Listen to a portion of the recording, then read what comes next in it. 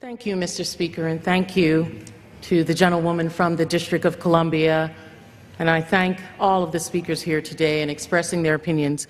Today I rise in support of retaining local budget autonomy for the District of Columbia and to express my strong opposition to H.R. 5233, clarifying congressional intent and providing for the District of Columbia Home Rule Act of 2016.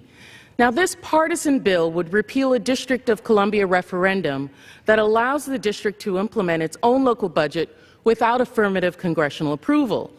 And while this bill passed the Oversight and Government Reform Committee on party line vote of 22 to 14, I would remind this body that the committee's last 4 chairmen, including Republican chairmen Representatives Tom Davis and Darrell Issa, who have studied and substantial oversight over District of Columbia government, each worked to give the District of Columbia budget autonomy. Now, some of my colleagues here may argue that the District of Columbia will lose its financial discipline under budget autonomy. However, this could not be further from the truth.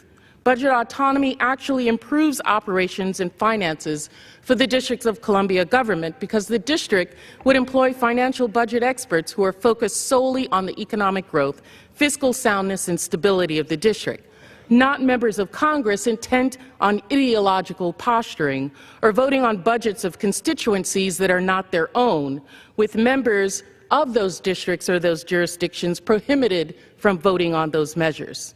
Autonomy would in fact lower borrowing costs, allow more accurate revenue and expenditure forecasts, improved agency operations, and removal of the threat that the federal government shutdowns would also shut down the District of Columbia's government.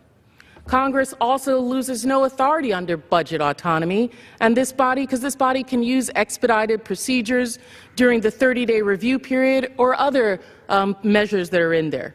The U.S. Constitution also provides for Congress to retain authority to legislate any D.C. matter, including its local budget at any time.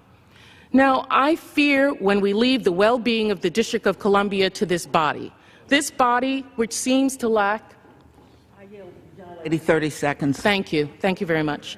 This body seems to lack the will or fortitude to make equitable decisions for everyday people of this country, or more particularly, the historically disenfranchised people. This Congress seems intent on stripping away what little power those who don't have a vote on this floor have been able to wring from the hands of the majority. It's my belief that Congress should stop wasting its time debating legislation that continues to subjugate the District of Columbia to its authority and work on passing a federal budget that would boost the economy of the entire American people. Thank you. Gentlewoman's time has expired. Gentlewoman from the District of Columbia reserves. The gentleman from Utah is recognized. I reserve the balance of our time.